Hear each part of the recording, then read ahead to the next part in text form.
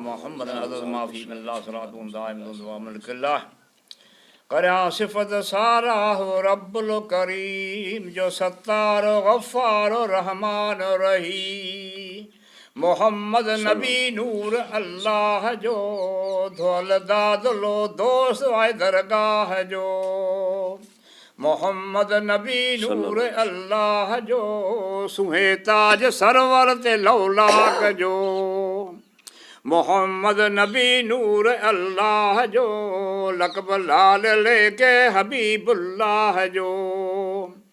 عجب حسن حضرت شاہ دو جہاں زیادہ سوئے شاہ شمس قمر خان گلابی جے گل جواں فرنا تھو حبیب مٹھو اسم جہی جو محمد مجید سلونا ڈسن میں چواں سو پری خوشادی پیشانی سوئے سج جی سنا خوب سہنا بھروں شاہ جا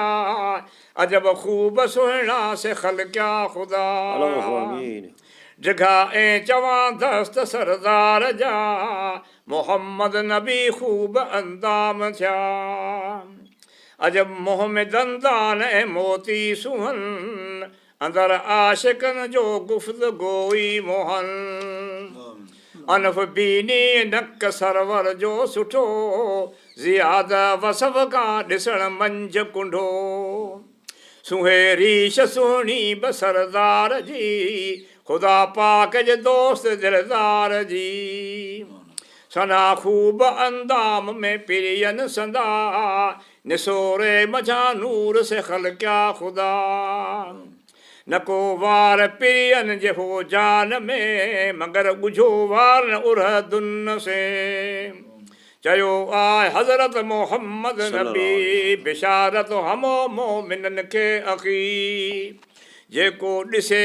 پڑھے ہلیو ہی تہیں کر زیارت بموجی کئی پڑھے نہارے مہلیو مدام تھیے باہ دوزخ جی تنتے حرام سن جو سال حامن جو رب الکریم محاب نبی جے تو راہم رہی محاب ابو بکر صدیق جے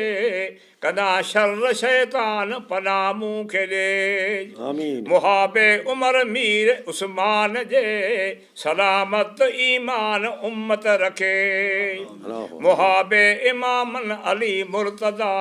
پڑھی پاک کلموں پجن منہ پسا